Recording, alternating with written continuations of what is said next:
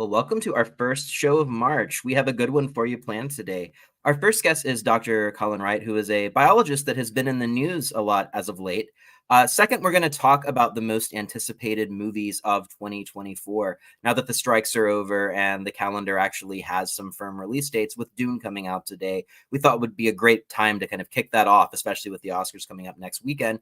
And finally, we'll give you our comprehensive weekly film rundown as always. So I'd like to go ahead and introduce Dr. Colin Wright to the show. Colin, thanks so much for being here. Hey, thank you. I'm excited to be participating in a local Nashville publication. So thank you. Yeah, we're excited to have you on. One thing that I really like doing whenever I'm talking to a guest who has, been on various shows and been in the media a little bit is I want to talk a little bit about what got you interested in your field in the first place and what your academic work was like when you first decided to pursue study in biology. Yeah, that's a great question. It's a fun question to address because it gets me to think about the things that got me into science and inspired me to want to be a biologist. And those are the fun things that I don't quite do those things as much anymore. So I guess early on, it's kind of funny. I used to participate in a lot of these online debates with creationists, intelligent design people about evolution and creationism ID. And I just found myself just going to Wikipedia, buying evolutionary biology textbooks, just so I could participate in these sort of debates. And I just became really obsessed with evolutionary biology. I was watching a lot of Carl Sagan's Cosmos back in the day as well. I was always kind of into science and a science nerd, uh, and I liked astronomy, but I didn't think I could hack it with all the crazy math and physics you needed to do. And then I got really into evolutionary biology. And even though there are a lot of mathematical aspects to it, the conceptual richness was just so up my alley. And it sort of addressed these big questions, these big philosophical questions in the world of, who we are, where we came from, where we're going. You can basically look at evolutionary biology, evolutionary psychology, behavioral ecology, these things, and you can make sense of a lot of human behavior at both the individual and the group level, and it's truly fascinating. So that's what initially got me into this, and that's what I've been doing for the last 15 years now. Basically, I went to a community college, majored in biology, transferred to UC Davis to major in evolution, ecology, and biodiversity, and then I went to grad school at UC Santa Barbara to get my PhD in evolution, ecology, and marine biology.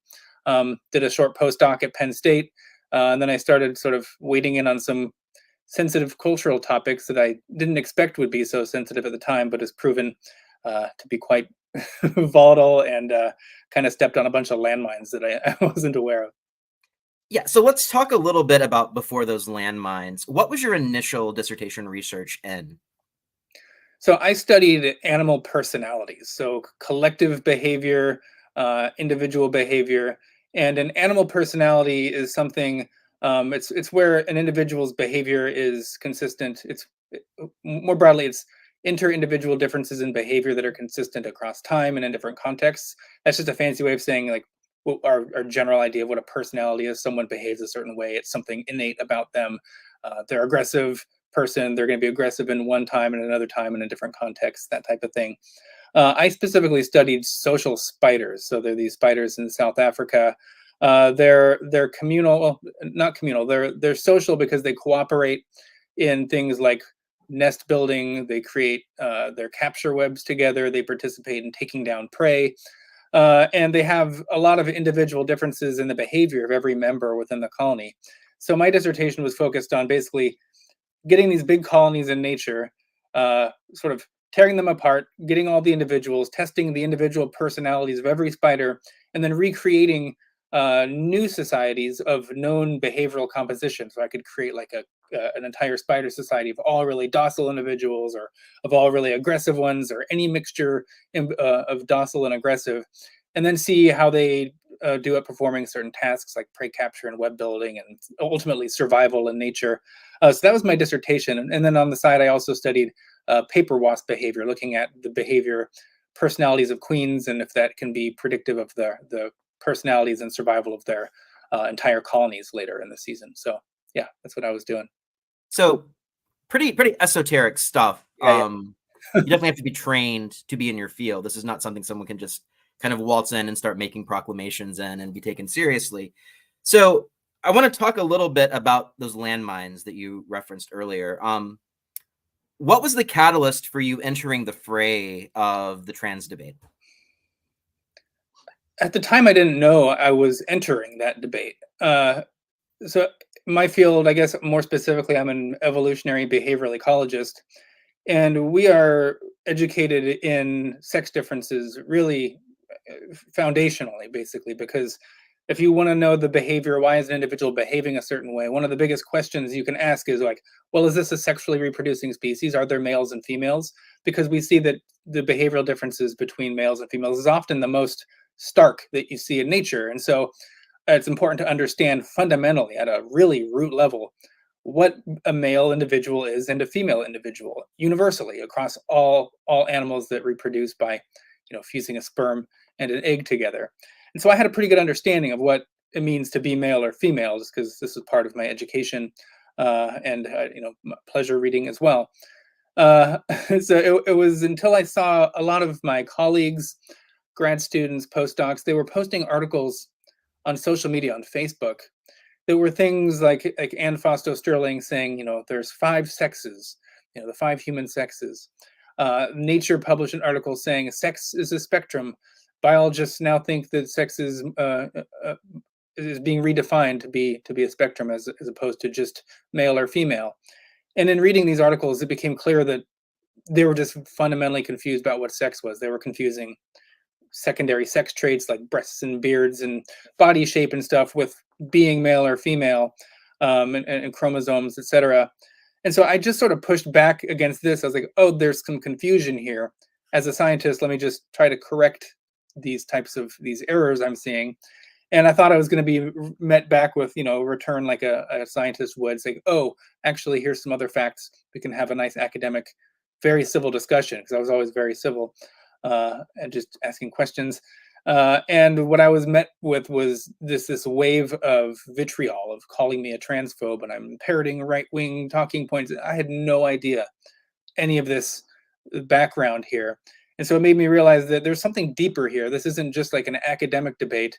And then when I started looking under the hood, I understood, queer theory, a lot of the postmodern ideologies coming out of this, that is really showing that it's not just a scientific proposition they're forwarding. It has all this political inertia. There's so much baggage to it, where it's not so much that I can just give them facts and they'll abandon it, because it's part of a much broader political, I guess, strategy.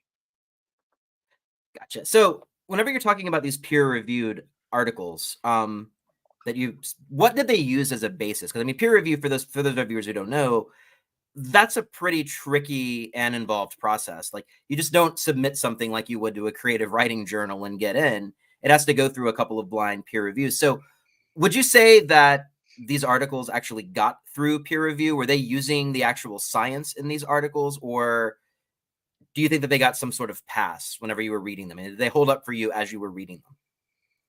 So I believe they're peer reviewed. The only issue is that peer review is only as good as the peers, and it really depends who you send these articles to. If you send an article about why sex is a spectrum or not binary to a bunch of reviewers who are, in academia is very skewed politically to the left, and if you send it to a bunch of reviewers who are known for talking about the sex spectrum or whatever, because you're like, oh, they're the experts on this, I'll send it to them.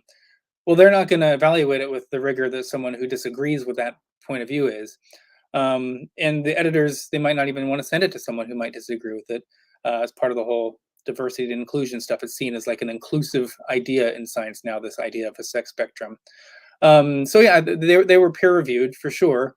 It's just they didn't have a lot of pushback from the reviewers in a fundamental way, or the reviewers themselves are confused about what sex is at a fundamental level, because maybe this isn't something that they studied. They didn't study the evolution of, sperm and ova. They didn't study behavioral ecology to know like the universal definitions of male and female. And it's easy to confuse people by, defining sex in these multifaceted terms. And you can even cite certain medical journals to support this, because they're often confused too about sort of the universal nature of sex. Yeah. And so, what a lot of people might not realize is that you don't send a peer reviewed article to the most renowned biologist in the world. You might find somebody it's in this research area and say, hey, does it hold up? So, somebody that would actually fundamentally disagree with some of the stuff that was being published in Nature or Science would not even probably have a chance to look at it. Is that a correct assessment? Yeah, I mean, it really depends on the editor that receives the paper. They have the ability to send it to whatever reviewers they want to. When I was in academia, we usually had our papers sent to people, at least one reviewer who disagreed with sort of our perspective, who was studying a very similar or the same system. It's just hard to find a lot of those people who are willing to sort of put their name out there on a dissenting opinion about this stuff, because they see what happens to people who say that sex isn't a spectrum.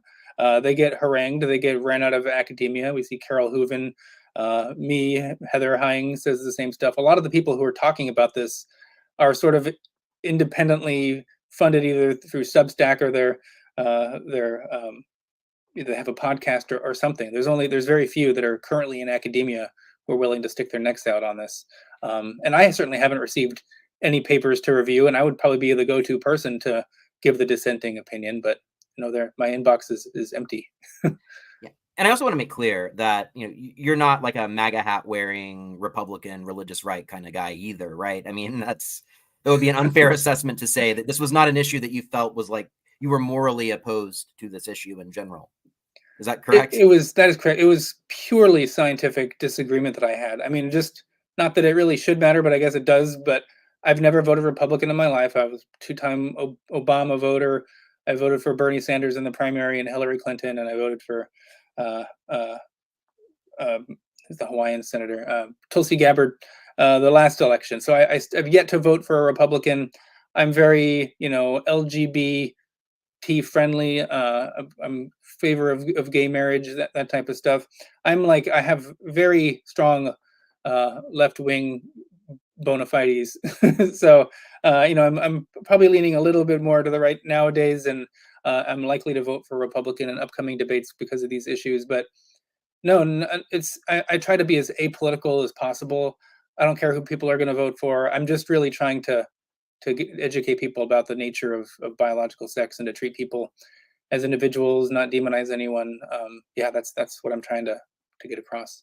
And this was the academic process. I mean, this is why 20 years ago, probably when you and I kind of started in the field of academia, you would have people on debate stages that would come from dissenting opinions, and they would talk about these issues. And now we're sort of entering this world where this is the party line, and if you cross it, bad things will happen to you in your career. You may not get tenure, whereas you may lose your job. And those people that are not in academia might not know it's not as easy as going to a new law firm if you lose your job or opening up a private practice. You're pretty much blackballed from the entire industry. So I wanted to ask you a little bit about what your career trajectory was like before you kind of accidentally stepped into these issues and after you accidentally stepped into these issues. So initially, in 2008, but a little bit before that, I was actually a real estate agent. And then 2008, the market crashed, and that's the same year I got my real estate license. And so I sort of didn't want to do that anymore. I went back to school to study evolutionary biology, because that's what I was studying. And I have really been sort of just on a narrow focus to become a professor of biology at a R1 or R2 university. I wanted to do research. I also wanted to teach. So I was applying to every job I could across the country, and even Canada and some in Europe, for tenure track faculty positions as a biologist. I wanted to have grad students, that type of thing. So that's what I was doing when I was a postdoc. Half my time was applying to jobs, just so I could continue being an academic scientist.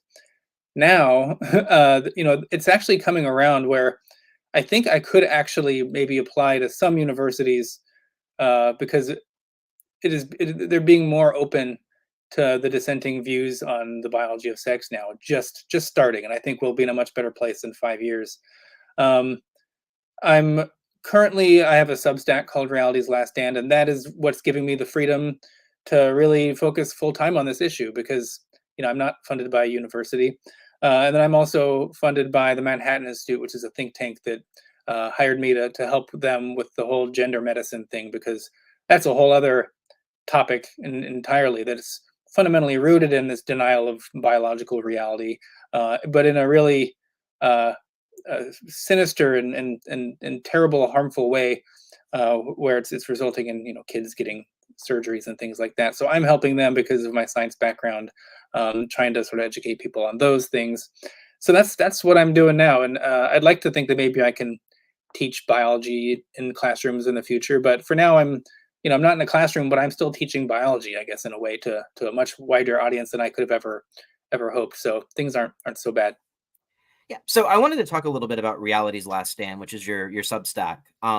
What led you to start this debate and this publication in that format, and what has the response been like, both from academics and also from the general public? I started Reality's Last Stand mainly.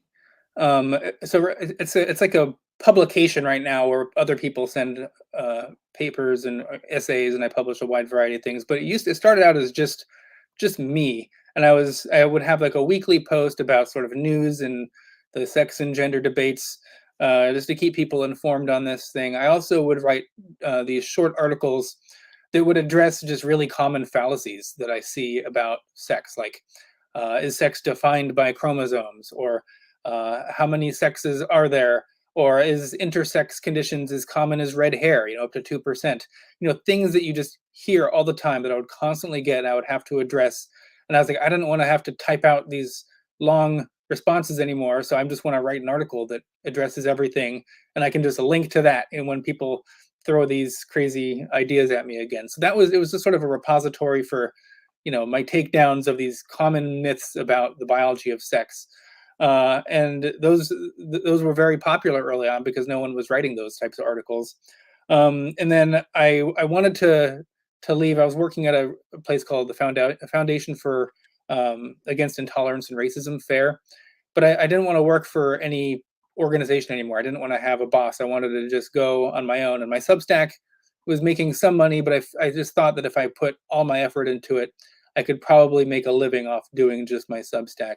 And so I just sort of took the plunge and quit my job at Faro and went full time into Substack. And then I want to say fortunately or unfortunately, but I was banned from PayPal for life and Etsy for life because they said that my views on the biology of sex were hateful. And so this got a lot of focus on my Substack. And so I ended up getting a bunch of subscribers early on, which was really helped me get started on the Substack. And so that's kind of what I do now. I publish other people's work. I still publish my own articles on there addressing sort of sex pseudoscience, and it's been great. A lot of academics hate it, but then the ones to me that matter really love it, like Jerry Coyne, who's one of the most well-known evolutionary biologists, studying how species form. He's a big fan of it, supporter. He's one of my heroes. I recently published a talk that I gave at a GenSpec conference about the sex binary, and Richard Dawkins posted it on Twitter saying that it was superbly clear and totally correct. And so I'm being vindicated by the people that I think matter the most. So it's been great. Yeah. And that's what I was actually talking to my editor about yesterday when we were discussing having you on the show. Is you kind of remind me of one of these like last late great figures like Christopher Hitchens or Dawkins, who 16, 20 years ago were major celebrities, had these best-selling books, and they were kind of widely embraced by legacy media in a way that, getting canceled by PayPal and Etsy, not so much. I'm having trouble understanding what you said that was so controversial that, you couldn't have an account where you were selling things on Etsy. I've seen plenty of Yeah. questionable things on Etsy in my day. So what was it that these Silicon Valley internet companies really objected to? They never specified exactly. So I've known people who've had Etsy accounts, and usually if you have a product that is a violation of their terms and service, they will take that product down and they will issue you a warning and be like, this product violates our TOS. You have 2 more strikes or whatever. Like, further incidents could result in banning of your account. I knew that Etsy had a very strict policy on like what you could post, specifically with relation to sort of sex and gender stuff. So you couldn't say things like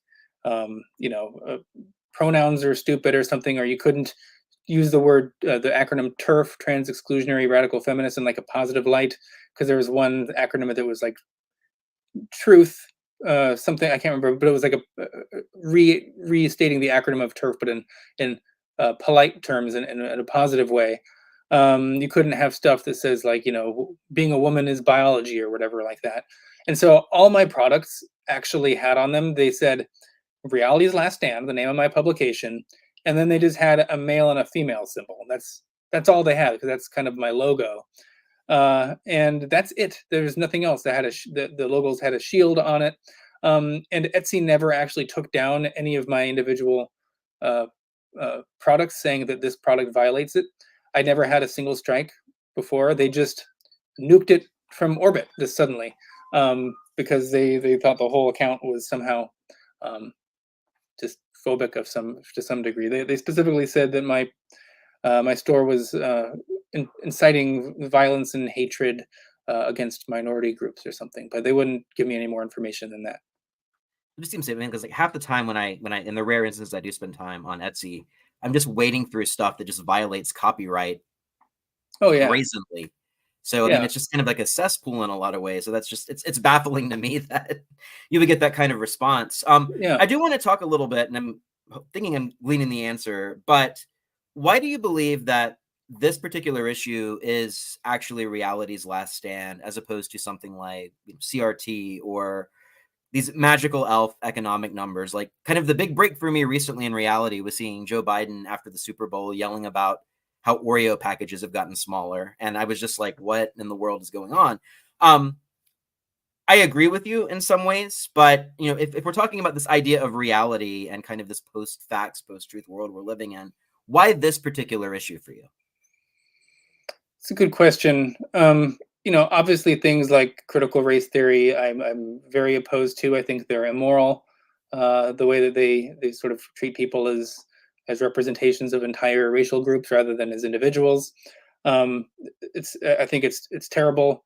There's bad moral issues there. Um, but fundamentally, people disagree about morality all the time, and hopefully, people can have discussions about what's good and what's bad and what's harmful and what's beneficial for society. Those are conversations we should be having. Um, I think that the issue of the biology of sex being construed as a spectrum or totally a social construct, I call it reality's last stand because it's such a fundamental truth about who we are as a species, not just us, but all other mammals in a species who reproduce by fusing a sperm and an egg. It's one of the things that is obvious to anybody.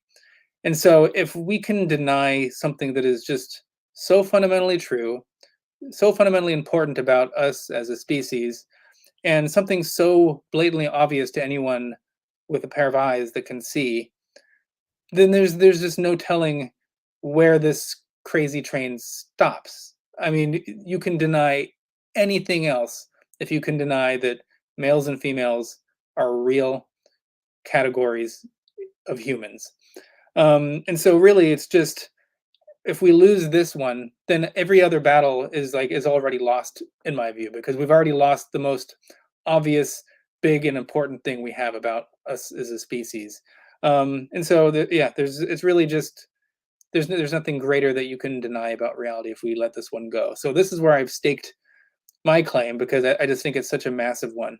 Um, and there's other things that are really obvious, like the moon exists and things like that, but there's not really much a consequence for people who like deny the existence of the moon or the shape of the earth. Maybe to some degree if you're like a air traffic controller or something like that, but denying the reality of biological sex is so many bad implications for society and individuals, so that I think we need to push back against it. That's why I do it. So I'm coming at this issue from a humanities background. I'm somebody that I've cited Judith Butler in my own academic work. I'm honestly a big fan of a couple of her books that came out in the 90s that I think made some really great salient points about the difference between sex and gender.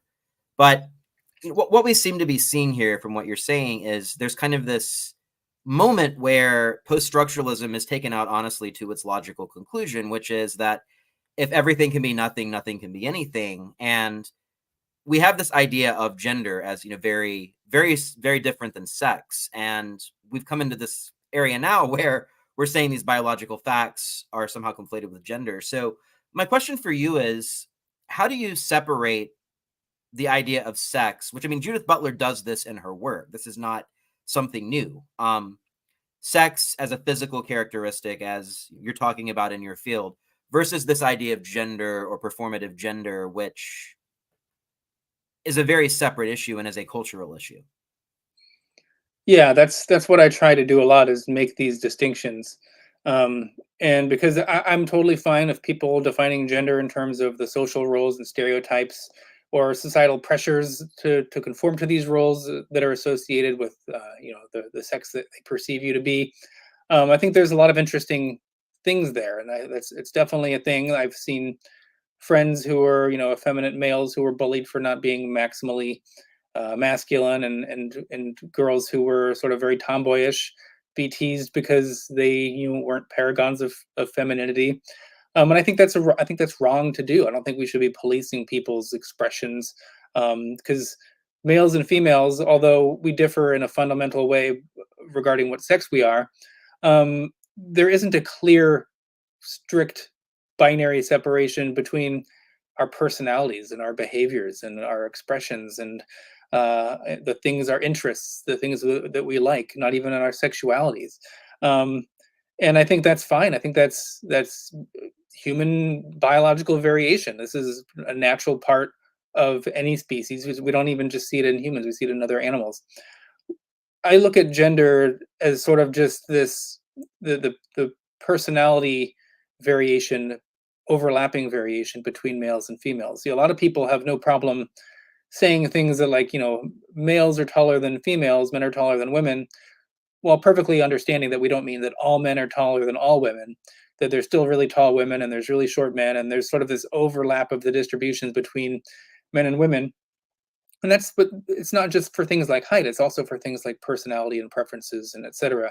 You can have very effeminate males, you can have very masculine females, and there's nothing wrong with any of those individuals who happen to occupy that space. And I just think we need to be more accepting of what I would call sex non-conformative, non-conforming behavior, what we used to call maybe gender nonconformity. And I think that's totally fine. So that's the separation I make. Your biology, what sex you are, has to do with your primary reproductive organs, and then your gender, if you want to have it, it's everything that sort of flows from that. There's certainly a relationship. Your sex definitely influences your personalities, preferences, behaviors, all those things, but it's not a one-to-one. It doesn't determine them in a very strict sense. And I think we should just understand that that's what's going on. Yeah. And what's most frustrating for me, is I'm sure it's much more frustrating for you, is the fact that we're not allowed to have any nuance on this issue. That if you say anything remotely against the dogma, there's a problem. So, for example, it sounds like you're of the same mind that I am, that we have people that are transgender, that identify as transgender, that we should honor their personal choices as adults. They're able, we support what they are. We know that there are a lot of youth, especially, that have violence enacted against them because they don't conform to their gender, and they need help, they need resources. But at the same time, there is also this level of social contagion that is going on. And there's also the other aspect of this, which is that a lot of gender dysphoria is actually rooted in trauma, psychological issues that, for some reason, everyone seems wildly disinterested in exploring today. So do you have any thoughts on sort of how or why this issue always ends up as you're anti-trans or pro-trans? Yeah, it's been really polarized, because of a lot of narratives around suicide, that type of thing, um, where there's no really good evidence. There's actually just a new paper published in Finland that followed people for 25 years, who identified as, or who went into like gender clinics, and we've known from previous studies too that when you look at individuals who identify as trans, they do have higher suicidal ideation. That's much different than actual suicides. But when you control for pre-existing mental health conditions, because they often have depression and anxiety and OCD and like a lot of these other a lot of them have eating disorders. Actually the difference goes away. So it's not because they're trans that they're have elevated risk for suicide. It's just because trans usually comes after a whole host of other mental health issues that people tend to have, or people who have mental health issues tend to be more drawn to like the mental health communities where trans identities are just really in vogue. And so we need to make sure we're not like confusing, correlation and causation there, for people who identify as trans. There's also just been an expansion of what the definition of being transgender is. It used to be people who had a very strong desire to be the opposite sex. Um, and now, if you look at just sort of the CDC, the American Psychological Association, the Endocrine Society, they've redefined what transgender means to anyone who identifies with or behaves in accordance to an individual in a way that does not conform to what's traditionally expected for people of their sex. So this just basically is transing gender nonconforming kids, tomboys, feminine males, and then they're taught that if they are gender nonconforming, that means that you have sort of a mismatch between your what they would say sex assigned at birth or just your sex and your gender identity, and this makes kids think like there's something wrong with them. When there's nothing wrong with them. This is just natural variation, as we mentioned early. And so I think we're creating a lot of anxiety, a lot of this dysphoria that wouldn't have otherwise been there if we just told them the truth that, oh no, you're still a little boy. You just, you might have more feminine characteristics. There's nothing wrong with that. If you get bullied, let us know. We'll try to make sure that you're not bullied, and anyone who is bullying you for your gender nonconformity should be, punished for that, because we shouldn't tolerate that type of thing. But to lie to them and say that, oh no, you have a boy's brain and a girl body, or vice versa, I can't imagine telling a kid a more traumatic thing that could, make their mental health just plummet. Hearing something like that. Yeah, and I mean, I'm thinking back to my own childhood when, like, you're playing Power Rangers with the other kids, and everybody but the pink and the yellow ranger are taken, and now we're kind of in this situation where Yeah, suddenly identifying with that character or that female character in another property or in play is somehow now bound up in this discourse, which seems incredibly damaging to me. yeah, I agree. So you mentioned earlier that you feel like some progress is being made on the issue, and where do you see that happening, and what kind of progress do you see being made on our ability to sort of talk through these issues and foster a dialogue between all the parties involved, especially the parties that are actually members of this community, which in my own personal experience, I found don't really want to be part of this discourse. It's mostly white liberals that aren't members of the community, in my own Yeah, personal yeah. experience, as I say. So I think it's getting easier to talk about it as an academic, someone who's people who are still in academia, just because, if you're the 50th person to raise your hand and say you disagree, it's just like, oh, another one of these. It's not like you're the first person to raise your hand and you get all the arrows. Everyone shoots you at once and you're toast. It's no longer quite news, like a news headline, when some academic stands up and says that male and female are real. That's being easier to say, which is good. There's also a lot more organizations that have sprung up, things like GenSpect and Fair in Medicine, Stats for Gender, a lot of really great organizations who early on, 5 years ago, were scrambling to respond to a lot of this craziness that they're seeing, and are now actually quite large and have a lot of influence. And so we're kind of on the offense right now. Before, we were all on our heels playing defense, just being overwhelmed by this fire hose of stuff we had never heard about before. And now we've kind of, got the other side on their heels. We're passing laws in states trying to ban or put, age limits at least on sex change procedures and things like that. We're hosting our own debates in universities about the biology of sex. There's conferences. There's more people that are aware. It's much more difficult for the other side to just completely ignore us and hope we just go away, because the ideas are out there now. So, and at some point they're going to have to respond, because we're just gonna win. So I'm really optimistic. I see the tide turning a lot. People are aware of what's going on. People had no clue early on, but people are on the same page now. I've been doing, I've been testifying in courtrooms and writing expert testimony for cases about defining the sex of biology in laws in order to keep sex-based rights intact and not open to just interpretation by people who want to just replace sex with gender identity, that type of thing. So yeah, no, we're doing really really well. We're winning on all sorts of fronts. Doesn't mean we're pushing back. The tide hasn't fully turned, but we're mounting a really formidable uh, opposing, counterweight to all of this stuff. Where it's just a matter of a couple of years, I think, where it's really going to start, tumbling the other direction. At least that's my prediction and hope. Yeah. So as a local show, I did want to talk a little bit about your use of the pronoun we. Um, Tennessee's kind of been a hotbed for these issues. Daily Wire is here. Matt Walsh has made a lot of controversy and exposed what was going on at Vanderbilt with child transitioning. Last year, the Tennessee General Assembly passed the drag queen bill, as it was called, which stopped minorities. And there was this kind of discourse about Mrs. Doubtfire, which I always thought was a little baffling. Whenever we talked about this about on the show or before the show earlier about sort of this like trans issue du jour, culture war flaming that's going on. Do you see this as helpful or harmful to what you're trying to do? Even though, we would say that you might at this point have more in common with some of these personalities or some of these more fringe figures on the right that are kind of infotainment than you might with academics who are trained in your field. But do you feel what a lot of that discourse is doing is actually harmful to what you're trying to do?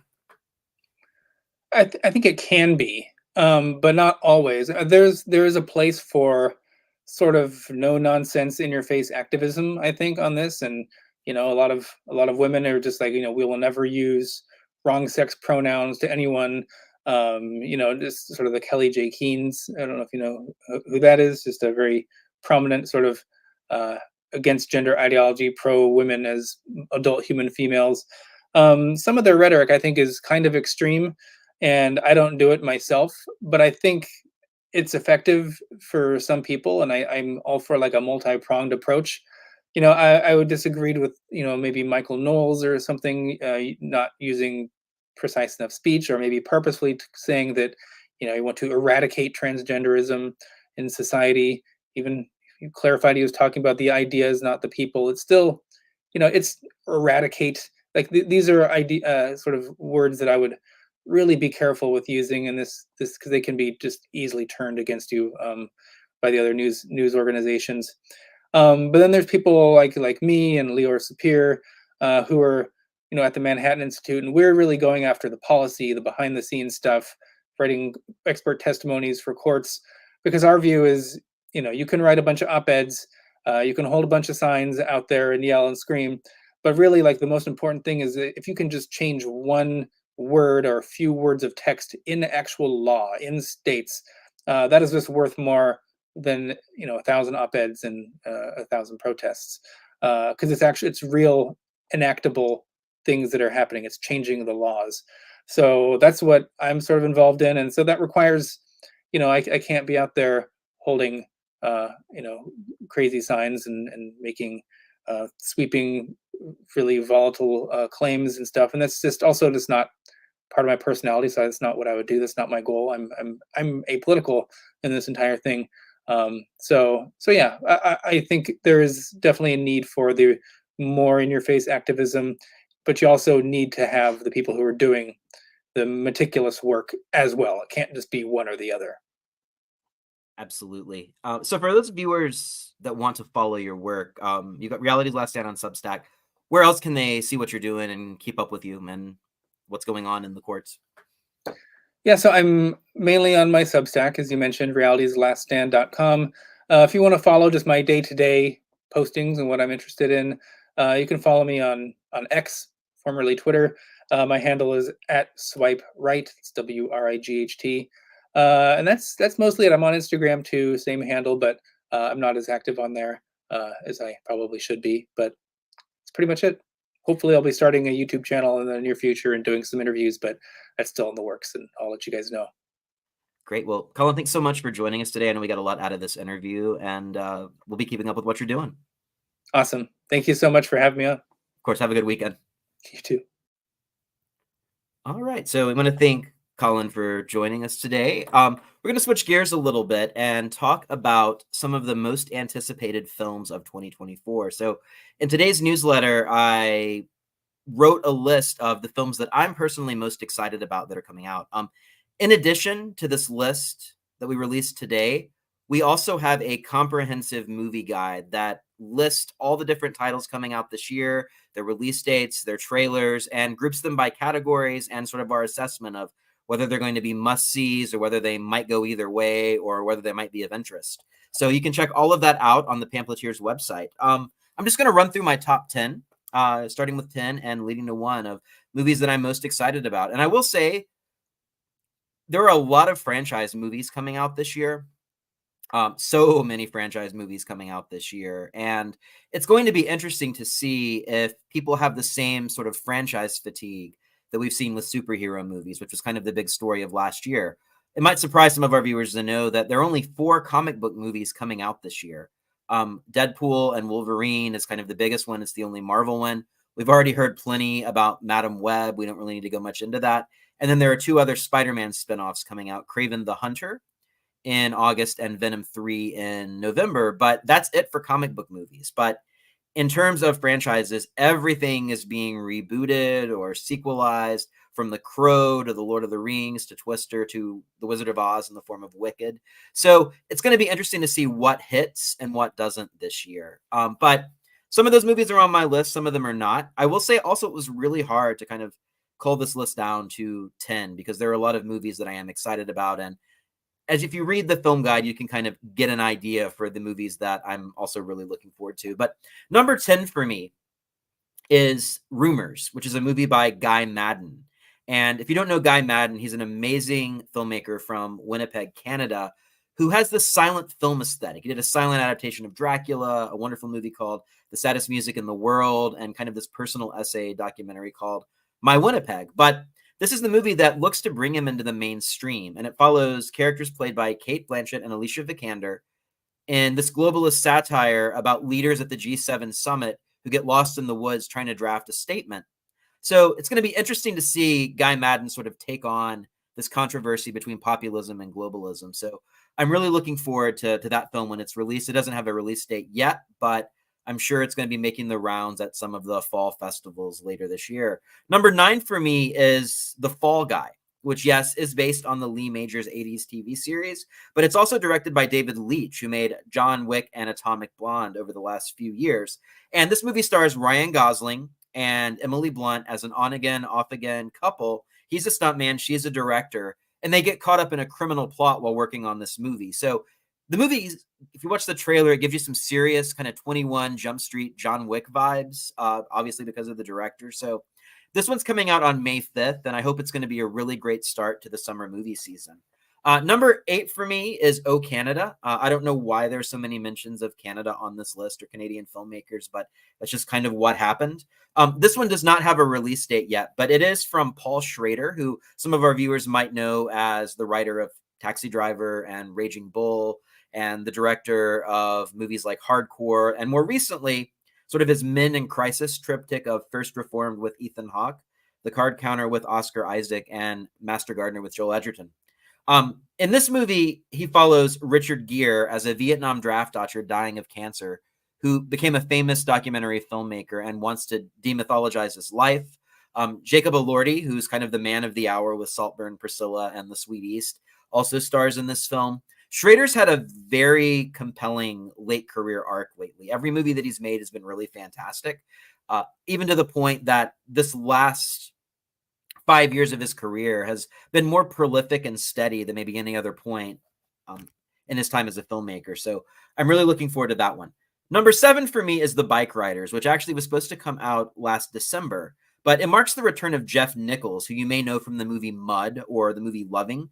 He's not made a film in 8 years, and this movie is about the development and the descent of a 60s biker gang, and it features an all-star cast. Tom Hardy, one of Jeff Nichols' major collaborators, Michael Shannon. They made an amazing film called Take Shelter about 11 years ago. Norman Reedus from The Walking Dead's in this, Jodie Comer from Free Guy, and Elvis's Austin Butler. So I think this movie might have a nice, steady, Iron Claw-like appeal whenever it comes out on June 21st in the middle of the summer. I would say that the fact that they redated the movie from December 1st to June 21st, whenever Focus Features took over, is a really good thing. Number 6 is a movie we don't know much about, and that is Megalopolis. This is the new film from the Godfather director and filmmaking legend Francis Ford Coppola. One of my favorite things to do these days whenever I'm looking at film news is just go to Francis Ford Coppola's Instagram, because he just makes these incredibly long poetic statements followed by these beautiful pictures. So if you haven't checked out his Instagram, do that to tide you over. But Megalopolis, we don't really know what it's about. It's about it looks like it's about an architect that's trying to rebuild New York City after some kind of massive disaster. But what we do know about the movie is that legitimately everybody that's ever been involved and is still alive in cinema is in it. So just listen to this cast. Adam Driver is the star. Aubrey Plaza's in it. Giancarlo Esposito from The Boys. Talia Shire from Rocky. Jon Voight. Dustin Hoffman. Shia LaBeouf. Forrest Whitaker. Jason Schwartzman. And Lawrence Fishburne. So this is an absolutely stacked cast. Coppola's not made a lot of films over the past 20 years or so, but I'm hoping this is like a massive and major swan song for him. We're seeing a lot of this year, a lot of directors who are kind of hanging it up or kind of making these like last minute magnum opuses. So Coppola's doing this. Clint Eastwood has said that Juror Number 2, a movie that's coming out at some point this year, is going to be maybe his final film as well. So this is kind of the year that we bid farewell, I think. Hopefully not in terms of death, but in general, this is the year that we're bidding farewell to a lot of directors' careers. They're making their final films. Number 5, I kind of cheated a little bit with because I love this director, Luca Guadagnino, who is making the movie Challengers, which was supposed to come out last year, and also the movie Queer. I'm going to talk a little bit about both of them. So you may have seen the trailer for Challengers. It stars Zendaya, who's an outstanding actress, one of the best of her generation. And she plays a tennis pro whose career takes an unexpected turn when she gets into this love triangle. The director has been amazing in the past at these sort of movies. He made a wonderful film in 2016 called A Bigger Splash.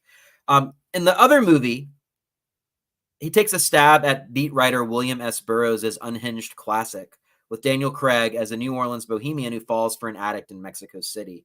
So I don't know how these are going to pan out with critics. Luca Guadagnino has really been all over the place a little bit with the way critics view his work. I mean, I thought he made a great version of Suspiria a few years ago. He was nominated for Oscars for Call Me By Your Name. So some of his movies hit, some of his movies don't, but he's really provides a lot of freshness to Hollywood film, especially now that he's getting some of these big studio movies. Number 4 for me is Borderlands, which is the video game adaptation by one of my personal favorite directors, Eli Roth. I've written a little bit about Roth in the Pamphleteer. And this movie is hoping to really build on the momentum that Roth gained with the sleeper hit of last fall, the slasher movie Thanksgiving. For those of you who are not familiar with the video game, it's about a planet called Pandora and a bunch of people searching for a mysterious relic. And in the film adaptation, those people include Cate Blanchett, Jamie Lee Curtis, Jack Black, Kevin Hart, and Edgar Ramirez. It may turn out to be the next Jumanji. It may turn out to be the next Assassin's Creed, but if it's an Eli Roth movie, it's definitely worth seeing. So my number 3, and we're getting to the final stretch here. Furiosa, a Mad Max saga. I don't really feel like this needs much explanation for film fans. There's not really been a blockbuster since Mad Max Fury Road that has had that level of wonder attached to it. So hopefully George Miller making his 5th foray into the Mad Max universe is going to give us something new. I'm especially excited because this movie stars Anya Taylor-Joy as Furiosa, Charlize Theron's character from Fury Road. And also Chris Hemsworth is the antagonist. And this is a prequel to what happens in Mad Max Fury Road. So I'm guessing it takes place sometime between Mad Max and the Road Warrior, maybe, or a little bit after that. But I imagine this one is going to be a fantastic, fantastic movie. Number 2 is a film called The Brutalist. And it's by another one of my favorite directors, Brady Corbett. Corbett was a child actor. He was in movies like 13 and Funny Games. And over the past few years, he's switched to the director's chair. So my favorite movie of 2018 is a Natalie Portman movie called Vox Lux that was in theaters for like 3 days before Aquaman came out. And it's a movie that really talks about the relationship between stardom and tragedy.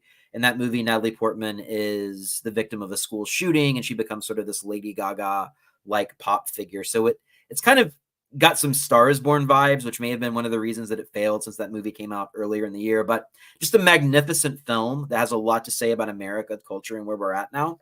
The follow-up to that movie for Corbett stars Adrian Brody as Laszlo Toth, who's an Eastern European architect that's fleeing the Iron Curtain, and his uneasy alliance with a powerful benefactor played by Guy Pearce, and how that affects his relationship with his wife, who's played by Felicity Jones. So this is a movie that's about a lot of ethical issues. It's about kind of the fall of home life, the balance between professional and personal obligations. I think Corbett is hands down, including Greta Gerwig, his generation's major talent. So it's going to be an outstanding movie, regardless of how critics see it, I'm pretty sure. And without further ado, my number one of the year is David Cronenberg's The Shrouds. Cronenberg's also a director that's kind of ending his career. He's getting near the end. He's been making movies since the 70s. So for those of you that know David Cronenberg, who've seen some of his more recent movies like Crimes of the Future, you might know that he basically is the pioneer of body horror in many ways. So this movie follows a widower played by Vincent Cassel, who you might recognize from movies like Black Swan. And he's coping with his grief by creating a device to communicate with the dead via a burial shroud. I don't really know much else about the film at this point, but the trailer actually has come out in the time that we wrote this document. So the teaser's out at least. This one's probably going to premiere around May during the Cannes Film Festival is my guess, because that's when a lot of David Cronenberg movies actually come out. But that's the one that I'm most looking forward to this year, and I will be there opening night to see it because I'm a major David Cronenberg fan. So again, this list is published in the Pamphleteer. You can also check out my rundown of every other film coming out this year, and we'll keep you abreast of the situation here on Culturally Appropriate as the movies reach their wide release status. So finally, this week, we are wrapping up with the weekly film rundown. And I don't even know that I really need to do this week because everybody's excited about Dune Part 2. It's the movie that's supposed to bring people back to the multiplex after Christmas. This one also has an even more impressive cast than the first one. I'm going to have to watch the first Dune just to make sure that I'm kind of like in it. But, we got Dave Bautista, Timothée Chalamet, Zendaya, Josh Brolin, Austin Butler, Anya Taylor-Joy, Charlotte Rampling, Lea Seydoux, Florence Pugh, probably the best cast in a movie since Oppenheimer. And the basic plot of Dune, even though it's about so much more, is that Timothée Chalamet's character is trying to incite this rebellion against the way things are. There's water involved, there's desert, there's sandworms. Go see it on the biggest screen possible, which would probably be Regal Opry Mills. This movie was actually made for IMAX in the same way as Oppenheimer. So seeing this at a random multiplex just isn't going to do it justice. A lot of you, unfortunately, probably saw the first Dune on HBO Max whenever that was a thing, and they made the wrong-headed decision of releasing all this stuff in theaters and also on the small screen. But this is a movie that's definitely going to merit a trip to the multiplex, and I'm incredibly excited to see it. Another movie that I have already seen that I want to recommend to everybody that's coming out in Nashville this week at least is at the Belcourt, and it's called How to Have Sex. This is one of the best coming-of-age movies that I've ever seen. It's like an instant classic in that genre. And it follows 3 British teen girls on holiday in Malia after they're finishing high school and getting ready to go into college or university and sort of begin their life after their adolescence. And it's a really brutal movie about being a teenager. It's a movie that really will make you cringe because of the stuff that you did when you were a teenager.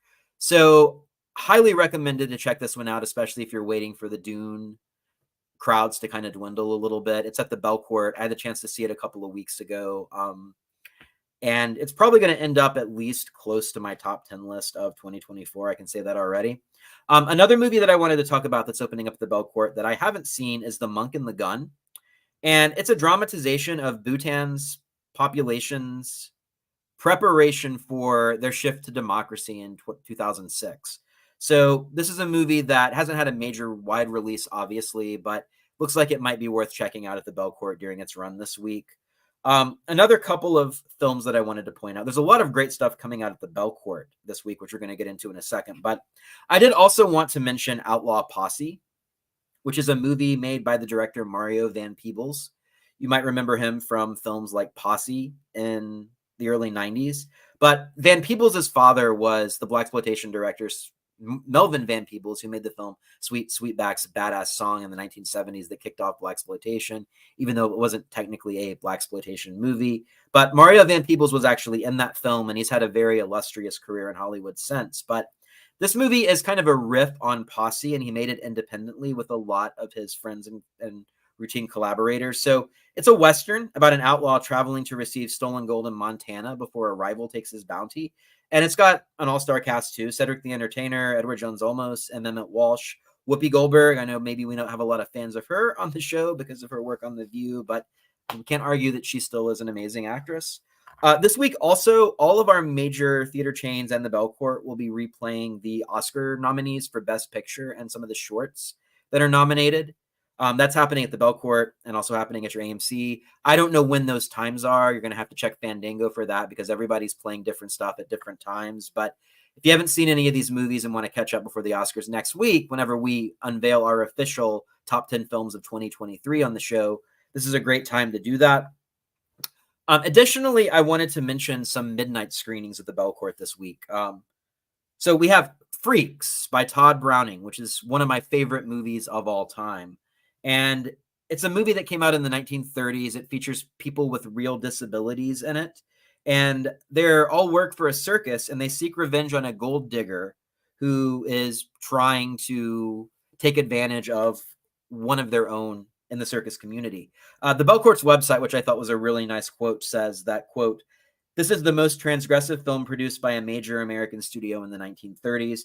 It's still a shocking film. It's brutally honest about disability and the way that society views people with disabilities."